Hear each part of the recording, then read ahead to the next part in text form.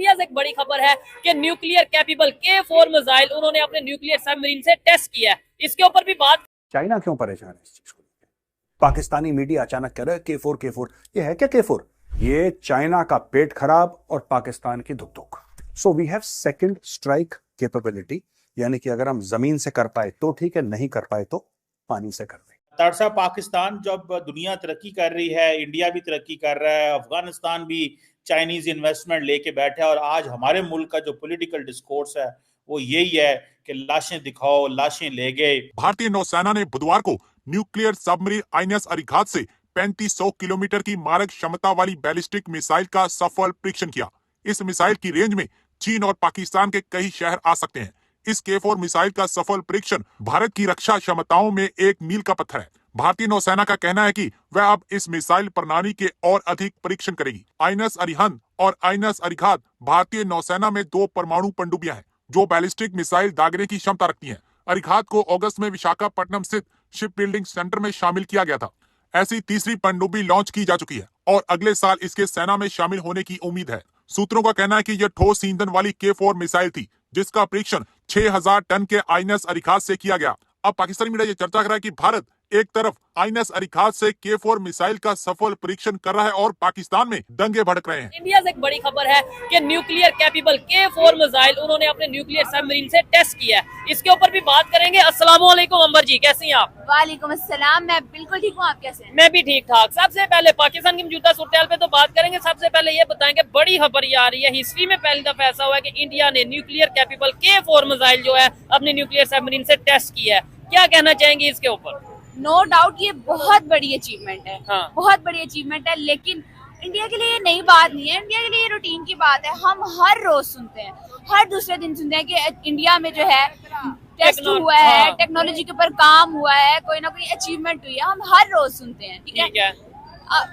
अगर तो आप कंपैरिजन की बात करने लगे हैं नहीं, तो बिल्कुल ना कीजिएगा, बिल्कुल नहीं बनता। अच्छा, कंपैरिजन नहीं बनता। हाँ, यहाँ पे सीखना बनता है। ठीक है। हर दूसरे दिन हम सुनते हैं, दुनिया में खबर चलती है कि इंडिया जो है उसमें टेस्ट हो रहा है, ठीक है, और पाकिस्तान में प्रोटेस्ट हो रहा है। अच्छा, हर दूसरे चौथे दिन पाकिस्तान में प्रोटेस्ट, यही सूरत हाल है। यानी इंडिया में हो रहे हैं, हाँ। उधर टेक्नोलॉजी पे काम हो रहा है और इधर प्रोटेस्ट हो रहे हैं। ठीक है।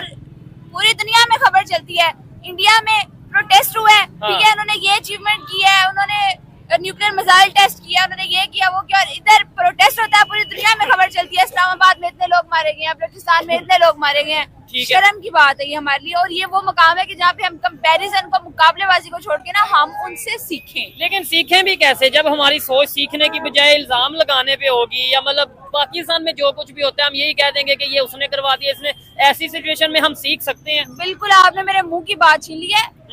पहली बात, ये कंपैरिजन नहीं बनता, हमारा सीखना बनता है। और दूसरी बात, हम क्यों सीखेंगे?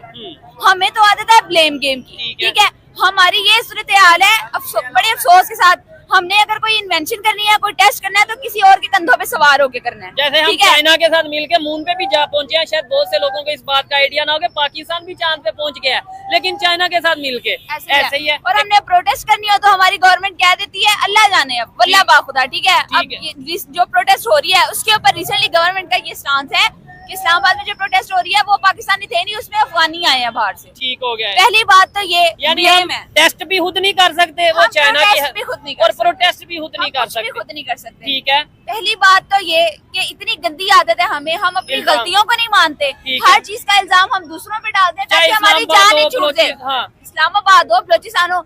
इस्लामाबाद में इनका ये कहना है कि अफगानिस्तान के आए हुए थे, बलूचिस्तान में प्रोटेस्ट हो तो हमारी हुकूमत कहती है कि जी रॉ की फंडिंग की हुई है, रॉ की इन्वॉल्वमेंट है। अमेरिका ने कर दिया, इंडिया ने कर दिया, अफगानिस्तान ने कर दिया है। हम अपना मानते ही नहीं है, और चलो मान लो, चलो मान लो, बाहर से आके लोग कर जाते हैं, तो ये शर्म की बात नहीं है? कितने हम सोए हुए हैं, हमारी गवर्नमेंट सोई हुई है, हमने हम क्या बूटी पी के सोए हुए हम। बाहर से लोग आते हैं, आके इंतशार फैला के वो फिर वो चले भी जाते हैं, ठीक है। और फिर हम ये कहते हैं, मतलब वही बात है ना, हमारी आम पब्लिक इसके ऊपर मेरे ख्याल से उस तरीके से बात नहीं करती है, बात करते हुए थोड़ा घबराती हैं। अस्सलाम वालेकुम, आपका नाम?